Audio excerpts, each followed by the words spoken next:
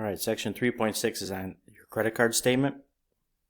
A lot of definitions here, so pause at any point in time in this to get stuff written down. Billing cycle. This is a predetermined amount of time for calculating your credit card bill. It's typically a 1 month cycle. Credit card statement. This is a statement issued after billing cycle which summarizes all your activity. Account number. Each credit card has its own unique number and PIN. Credit line, the maximum amount you can owe at any time. Available credit, this is the maximum amount you can owe, the actual amount you owe on your statement. Billing date, the date the bill was written. Payment due date, this is the date the monthly payment must be received by the creditor. Transactions, these are purchases made and the date and the amount. Debits and credits. A debit is the amount charged to your account. A credit is a payment made to reduce your debt. So you'll typically see a minus sign at the credit. Previous balance. This is the amount owed before your current billing period. Payments and credits. This is the total amount received by the creditor. New purchases. This is the sum of purchases or debits on the current bill. Late charge. This is a penalty for late payments from the previous month. Finance charge, cost of using a credit card for your current billing cycle. New balance, the amount you currently owe. Takes all your transactions plus any unpaid balance.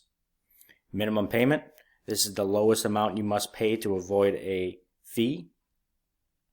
Average daily balance, this is the average amount owed per day. Number of days in a billing cycle, the amount of days covered by the bill. APR, this is your yearly interest rate. And the monthly periodic rate, APR, divided by 12, gives you your monthly periodic rate. So pause if you need to copy any definitions down. Problem number 1 says, see page 191, numbers 2, 4, and 6, which is off to the right-hand side here. Okay, we're using the statement that's up at the top here. Number 1 says how many purchases were made during your billing cycle. Okay, so purchases, we have $9.75, there's 1, $32.50, there's 2, $178.21, there's 3, and $41.53, there is 4. Notice this one here, the $150 has a minus sign in front. That is a payment that's made. That is not a purchase. So 4 total purchases. When is the payment for this statement due? Okay, the payment due date is listed right up here at the top, June 8th. How many days are in the billing cycle? Okay, so from the beginning of your cycle to the end of your cycle, number of days in the billing cycle is listed right here, 30 days. Okay, Rolly has a credit card with a line of credit for $4,000. He made the following purchases. So you have $425.36, $358.33, $377.11, and $90.20.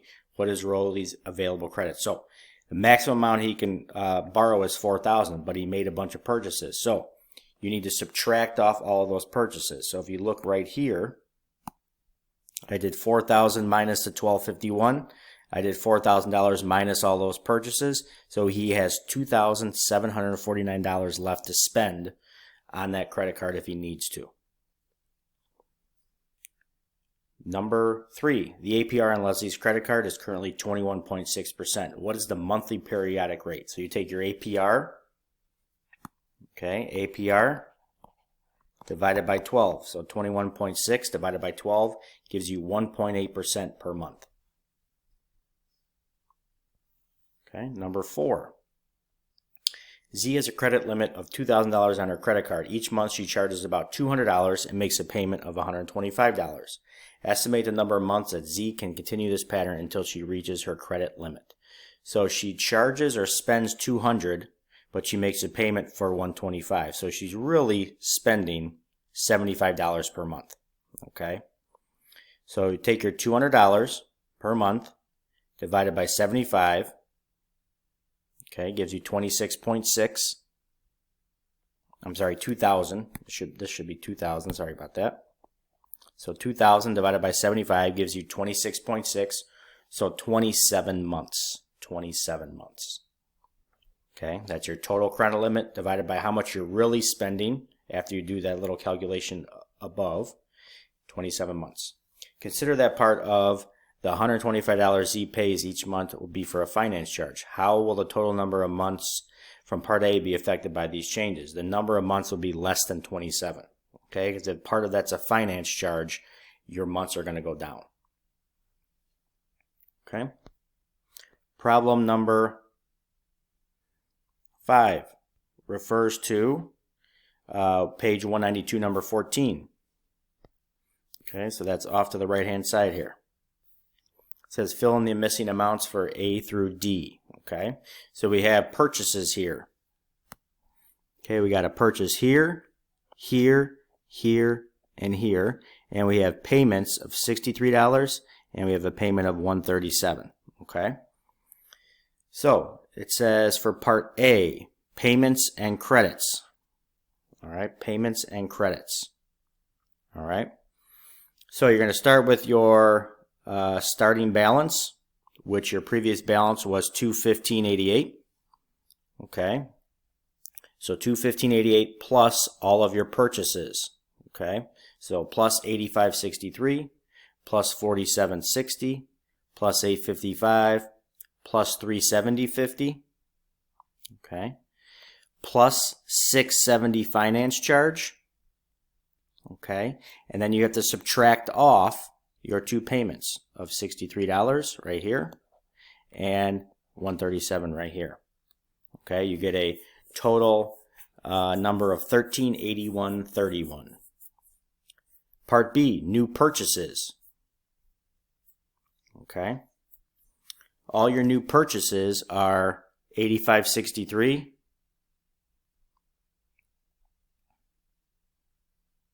Okay, $47.60, $855, and $370.50.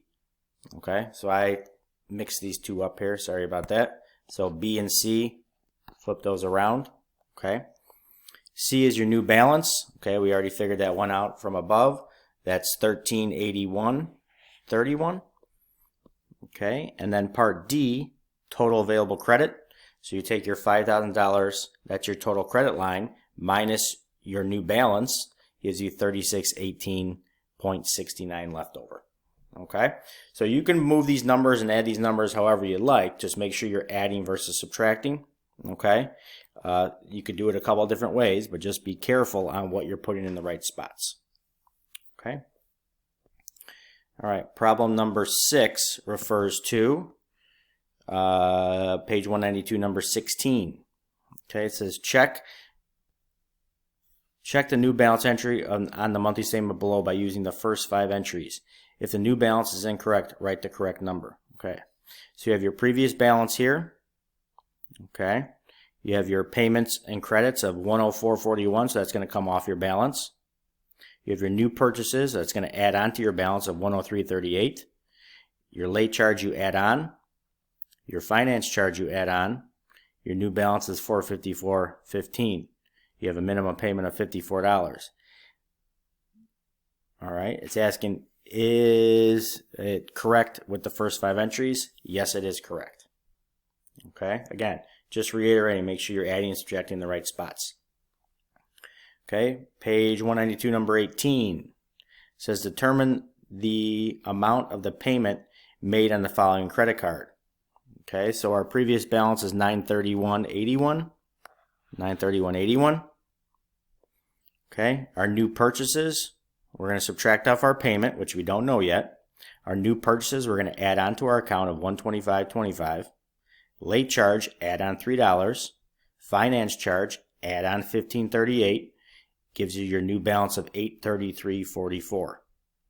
Okay, so when you add up all of the numbers, subtract them on both sides, subtract it from $833.44, gives you a leftover of $250.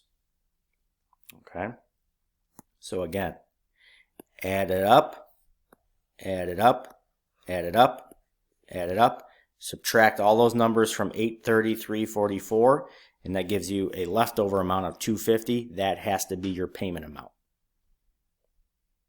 Okay?